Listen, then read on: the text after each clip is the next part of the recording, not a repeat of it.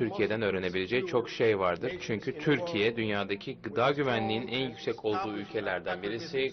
Güçlü bir tarım sektörüne sahip ve küresel olarak bir nüfuzu var bu tarım sektörünün. Tabii birbirimizden bir takım dersler çıkaracağız, bir takım öğrenimlerde bulunacağız. Tabii bunu söylerken de şunu ihmal etmemekte fayda var. Dünya nüfusu giderek artıyor ve gelişmekte olan, kalkınmakta olan ülkelerde özellikle nüfus artışının yoğunlaşacağını biliyoruz. Kıtamızda, Afrika kıtasında önümüzdeki dönemde çok ciddi bir nüfus artışı da bununla birlikte gerçekleşecektir. Kırsal nüfusun da artmasıyla birlikte tabii tarım hem gıda anlamında hem de istihdam ve gelir kaynağı olarak biraz daha ön plana çıkacaktır. Bugün Afrika'ya baktığınızda çok üzücü bir durum var. Halklarımız en kötü beslenmeden en muzdarip halklar veya insanlar arasında, iklim değişikliğinin etkilerine en açık ülkelerin bazıları Afrika ülkeleri. Dolayısıyla biz elimizden geleni yaparak bu yıkıcı, bu çok zor güçlüklerin üstesinden gelmeye çalışmalıyız. Bunlar bizi geride tutuyor, gelişmemizi, büyümemizi engelliyorlar.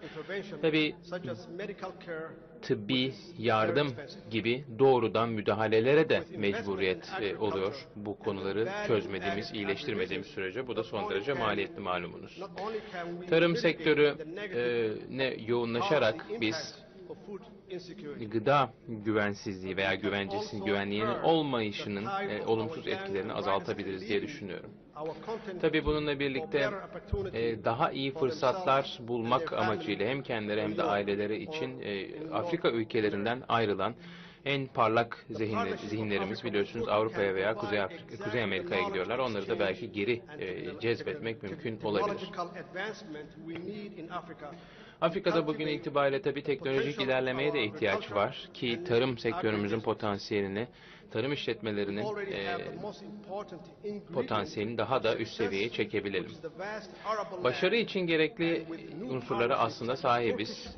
Verimli arazilerimiz var, tarıma uygun arazilerimiz var. Türk özel sektörü ve kamu sektörüyle tabii işbirliğine gittiğimiz zaman da teknoloji ve finansman imkanlarını da kendi yanımıza çekmiş, bunlardan da istifade etmiş oluyoruz ve gıda güvenliğini daha üst düzeye çıkarıp yoksulluğu bitirebiliriz bu şekilde. Somali'de son dönemde çok olumsuz etkileri olan bir kuraklık dönemi yaşadık. Açlık gibi bir sonuç da ortaya çıkarabilir bu kuraklık ve dönemsel olarak bunları yaşıyoruz ama hükümetin bu zorluğun üstesinden gelme konusunda kararlı. Biz gıda güvenliğini bir öncelik haline getirdik. İklim değişikliği, hakeza ve tarım işletmeleri veya tarımın iş sektörünün daha da oluşması, daha da güçlenmesi bizim için bir öncelik. Halkımızın eline gerekli imkan ve kaynakları vermek adına bunları yapmak zorundayız. Somali halkı son dönemde tabii kentleşmeye biraz daha ilgi göstermeye başladı. Gayri safi yurt içi hasılamızın %50'sinden fazlası tarımdan bugün geliyor. Somali muzu mesela dünya çapında çok meşhurdu biliyorsunuz bir dönem. Yine farklı ürünlerimiz aynı şekilde.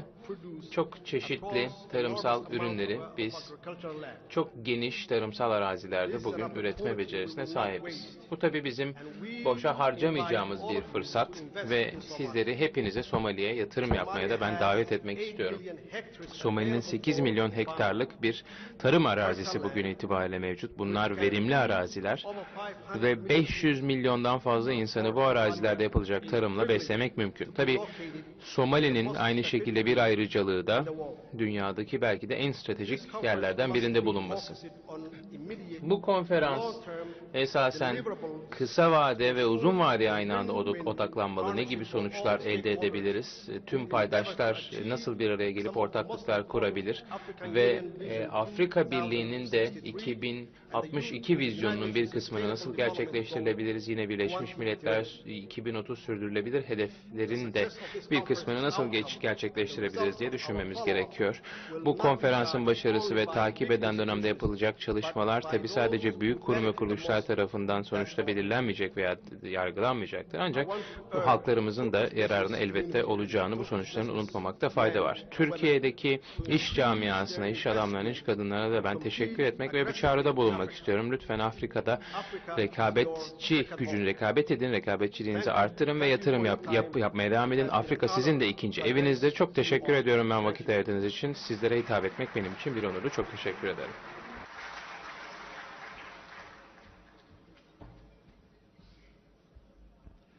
Somali Devlet Başkanı Sayın Muhammed Abdullahi Muhammed'e hitapları için teşekkür ediyoruz. Sayın Konuk Devlet Başkanı, Sayın Başbakanımız, değerli konuklarımız, Gine Devlet Başkanı aynı zamanda Afrika Birliği Dönem Başkanı Profesör Sayın Alpha Conde'yi hitaplarını gerçekleştirmek üzere kürsüyü teşriflerini arz ediyor.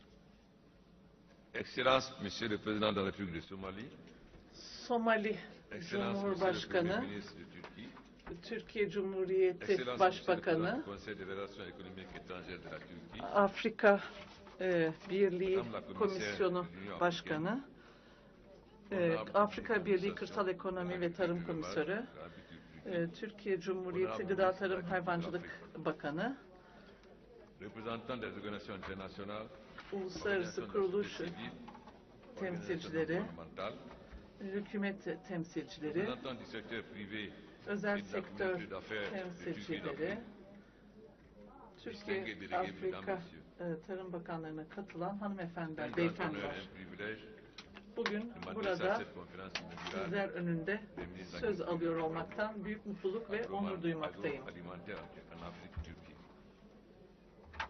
La présence de nombreux délégués à cette conférence Bu toplantıya yüksek témoigne de katılım l'importance aslında accordée à l'agriculture tarıma comme secteur gösterilen öneminde agroalimentaire en Afrique. ve tarım sektörüne gösterilen önemin bir Permettez-moi göstergesidir. de remercier Öncelikle notre Monsieur le Président Recep Tayyip Türkiye Erdogan, Cumhuriyeti Cumhurbaşkanı Recep Tayyip Erdoğan'a teşekkürlerimi ifade etmek isterim. Aynı Başbakanlığa ve Antalya Büyükşehir Belediye Başkanı'na da bizleri bu güzel şehirde ağırladıkları için teşekkür etmek istiyorum.